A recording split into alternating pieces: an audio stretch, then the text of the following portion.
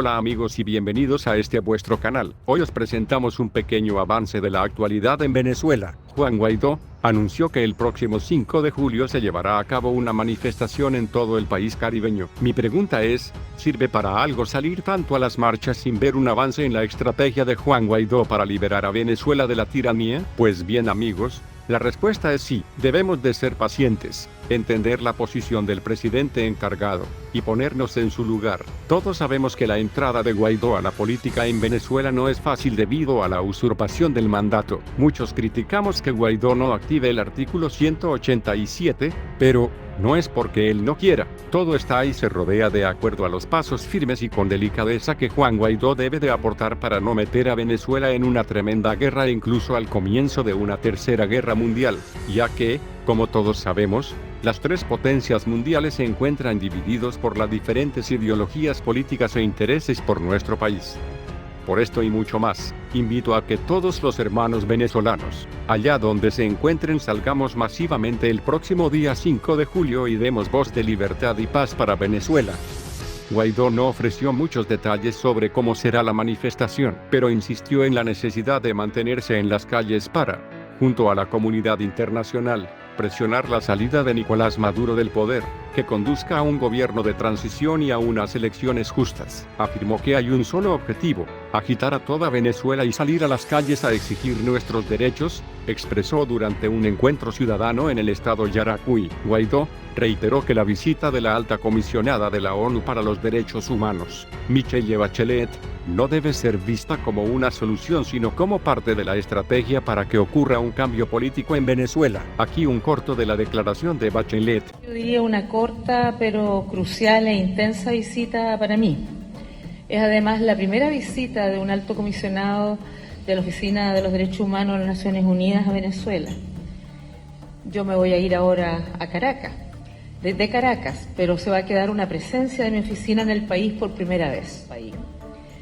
Fue profundamente doloroso escuchar el anhelo de las víctimas y los familiares por obtener justicia ante o graves violaciones de derechos humanos o víctimas de la violencia política por ser partidarios del régimen. Espero sinceramente que nuestra evaluación, nuestra cooperación y nuestra asistencia ayude a reforzar la prevención de la tortura y el acceso a la justicia en Venezuela. El gobierno también ha aceptado que mi equipo tenga acceso pleno a los centros de detención para poder monitorear las condiciones de detención y hablar también confidencialmente con los privados de libertad. El Ejecutivo también se ha comprometido a trabajar para permitir un acceso más amplio a los distintos mecanismos de derechos humanos, incluidos los expertos independientes de Naciones Unidas, conocidos como relatores especiales. El propósito de mi visita fue abrir un espacio que permita mantener una relación más cercana y fluida con las autoridades y con todas las instituciones del Estado, con la sociedad civil y, por cierto, con las víctimas y sus familiares. También mantuve reuniones con el presidente del Tribunal Supremo, el fiscal general, el defensor del pueblo. De igual manera, sostuve una reunión con el presidente de la Asamblea Nacional, Juan Guaidó, y otros parlamentarios de distintos partidos políticos, así como con el presidente de la Asamblea Nacional Constituyente. También conocí a víctimas de violaciones de derechos humanos y a sus familias. Escuché el testimonio de un hombre que me explicó cómo su hermano fue torturado, humillado y asesinado por oficiales encapuchados de las FARC que allanaron su casa, así como otras familias destrozadas porque sus seres queridos tuvieron el mismo destino. Un padre me mostró muy orgulloso el trofeo y las medallas que su hijo había ganado jugando al baloncesto antes de ser asesinado mientras participaba en una protesta el año 2017. Una madre me relató el asesinato de su hijo de 14 años durante las manifestaciones del 30 de abril de este año. Escuché los testimonios de familiares de personas privadas de libertad quienes habrían sufrido tortura. Estoy solo mencionando algunos de los muchos casos que tuve ocasión de conocer y compartir con ellos. Sus historias son desgarradoras. Todos demandan justicia. Un sacerdote de la Iglesia para los Pobres nos compartió apasionadamente acerca de cómo los pobres y los grupos más vulnerables son los que más están sufriendo. No se trata de política, nos dijo, se trata del sufrimiento de la gente, sino que es importante que haya justicia para todos ellos, sean del color que sean, y es importante para toda Venezuela, para todos los venezolanos. y en eso no están solos. He escuchado las voces de los manifestantes que luchan por la protección de sus derechos y las de aquellos que buscan reparación por el daño que han sufrido. Sin embargo, también he oído el testimonio de venezolanos que, muchos de ellos, a pesar de tener un empleo, no les alcanza para adquirir las medicinas que necesitan, para asegurar suficiente alimento o para otras necesidades. La situación sanitaria sigue siendo extremadamente crítica a causa de múltiples factores: la escasez de medicinas y de equipamiento, el éxodo de profesionales de la salud, el deterioro de la calidad del agua y el saneamiento y los apagones eléctricos. El costo y la falta de anticonceptivos en las farmacias ha contribuido al aumento de los embarazos adolescentes y también de la mortalidad materno-infantil. Los trabajadores de la salud me han descrito cómo equipamientos médicos muchas veces escasean o no están en funcionamiento. Y personas que viven con enfermedades crónicas me han alertado sobre ausencia o escasez de medicamentos esenciales para ello. Y he hablado con el Estado sobre la necesidad de resolverlas urgentemente con el apoyo de las agencias de Naciones Unidas que recientemente han podido reforzar su presencia en Venezuela. Me preocupa que las sanciones impuestas este año sobre las exportaciones del petróleo y el comercio de oro están exacerbando y agravando la preexistente crisis económica.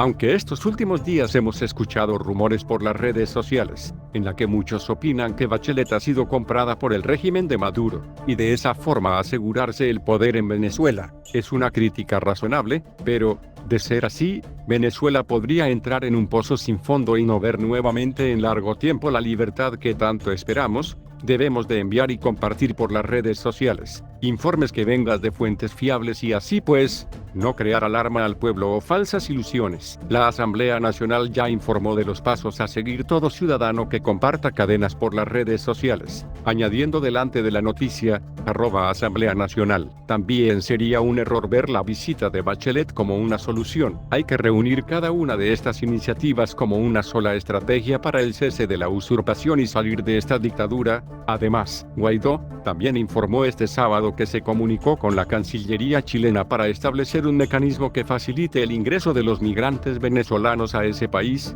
que desde esta semana les exige visa de turismo. Asimismo, afirmó que su administración está en conversaciones con Cancillería de Chile para ver cómo podemos facilitar el proceso a los venezolanos, puesto que en su mayoría no emigran por turismo, de acuerdo con cifras de la Organización Internacional para las Migraciones, OIM, y la Oficina del Alto Comisionado de las Naciones Unidas para los Refugiados, ACNUR. Más de 4 millones de venezolanos han emigrado en los últimos 41 meses a consecuencia de la crisis económica y social que vive ese país. Guaidó informó que estamos buscando una especie de adaptación a la medida y dijo entender la decisión que tomó Chile, un país que ha sido solidario con los venezolanos. Mientras tanto, el comandante del Comando Sur de las Fuerzas Armadas de Estados Unidos, SAUSCOM, el almirante Craig Faller, hizo llegar este domingo una carta a los militares venezolanos con el propósito de estrechar los lazos entre ambos ejércitos, a pesar de las muchas diferencias que ahora les dividen.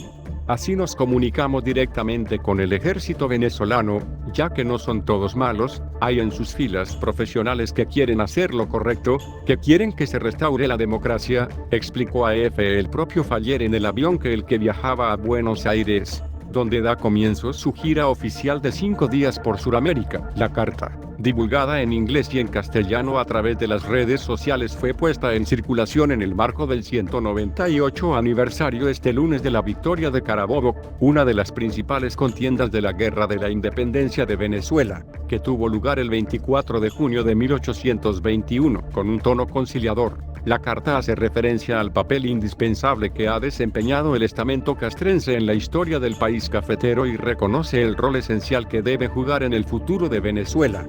Sé que ahora hay muchas diferencias que nos dividen, pero tenemos algo en común que trasciende el lenguaje, la ideología y el origen. Formamos parte de una profesión especializada, defensores firmes de nuestras naciones y protectores de nuestra gente, reza la misiva firmada por el jefe del SAUSCOM.